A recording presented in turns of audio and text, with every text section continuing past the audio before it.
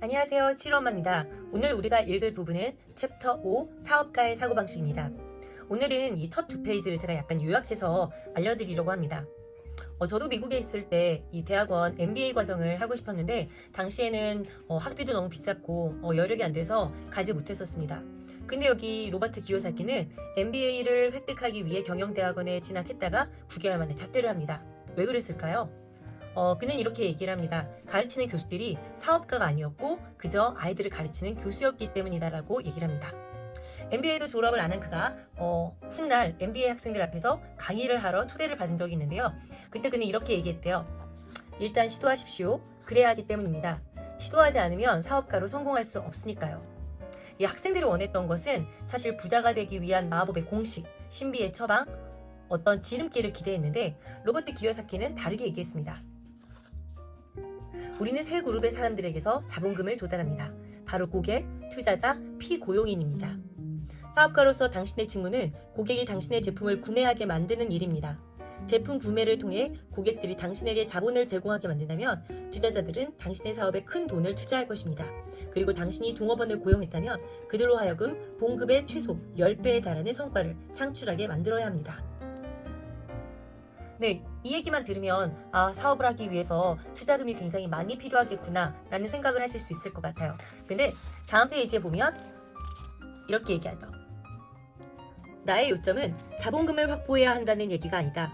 사실 내가 이 책에서 소개할 비즈니스 모델에서는 사업 시작을 위해 자본금을 모을 필요가 없다. 이미 사업 시스템이 확립되어 있기 때문이다. 당신이 해야 할 일은 사업을 성장시키는 것이다.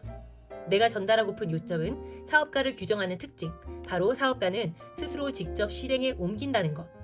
당신은 좌석에서 일어나 버스 앞쪽으로 걸어가 인생의 운전대를 잡아야 한다. 인생의 운전대를 잡는다. 이게 무슨 얘기일까요? 바로 이어서 로버트 기요사키는 사업가가 되려면 어떤 자세를 가지고 있어야 하는지에 대해서 얘기를 하고 있습니다. 사업가의 자질은 타고나는가? 그렇게 생각할 수 있을 것 같아요. 오늘날 수많은 사람이 직장을 그만두고 사업가가 되어 자신의 사업체를 운영하는 꿈을 꾼다. 아마 이 영상을 보시는 분들도 공감하시는 부분이 되게 많을 것 같아요. 회사를 다니는 사람은 늘 자영업자를 꿈꾸기도 하고 나만의 사업체를 가지기를 원하는 사람들이 정말 많죠. 근데 아까 전에 사업가는 타고나는가? 타고난 기질이 있어야 하는가? 라고 얘기를 했잖아요. 그렇지만 여기서 로버트 기요사키는 당신의 재능을 발견하고 개발하고 그것으로 세상에 기여하기 위해서는 용기가 필요하다라고 얘기를 합니다. 사업가의 자질은 어떤 타고난 것이 아니라 용기만 있으면 할 수 있다라고 얘기를 해요. 통장에 찍힌 숫자가 사람들의 사고방식을 바꾸지 못한대요. 당신의 정신적 능력은 무한하다. 당신의 정신 능력을 제한하는 것은 의심과 회의뿐이다 라고 얘기를 하고 있습니다. 여기서 또 얘기를 하죠. 사고방식을 바꿔야 한다라고 계속해서 앞 챕터에서도 얘기를 하고 있습니다. 로버트 기요사키가 어렸을 적에 아버지는 안정된 직장을 가지라면서 2사분면의 사람이 되도록 계속 얘기를 했고요. 어머니는 그가 의사나 변호사가 되기를 종용하면서 S사분면의 사람으로 프로그래밍하고 있었다고 얘기를 합니다. 조금 어려운 얘기인데요.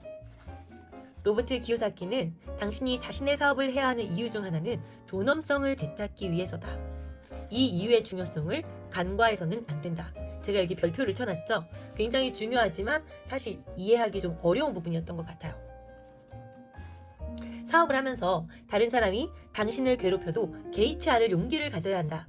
또한 혼자 힘으로 생각하고 행동할 자유를 가져야 한다. 어떤 사업을 하고자 했을 때 가장 먼저 누가 만류하죠? 가족이 제일 만류하죠. 말리고 안 된다, 위험하다, 망할 수 있다. 그리고 이제 그 이어서 가까운 지인들이 또 말리기 시작하죠. 여기서 얘기하는 것은 사업가가 되려면 용기가 필요한데 그 용기가 어떤 용기냐? 결국 어떤 주변 사람들의 말에 흔들리지 않고 내가 스스로 생각하고 행동할 자유를 가질 그 용기가 필요하다고 얘기를 합니다. 마지막 부분이 마세라티 운전자의 마인드라고 얘기를 해요.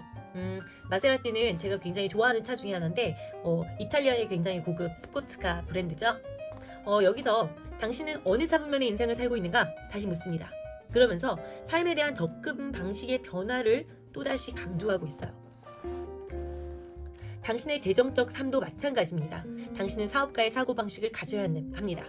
사업가는 스스로 결정한다. 결정을 내리고 실행에 옮기는 것도 당신이며 따라서 당신 자신 외에는 누구도 그 어느 것도 탓할 수 없다 라고 얘기를 합니다.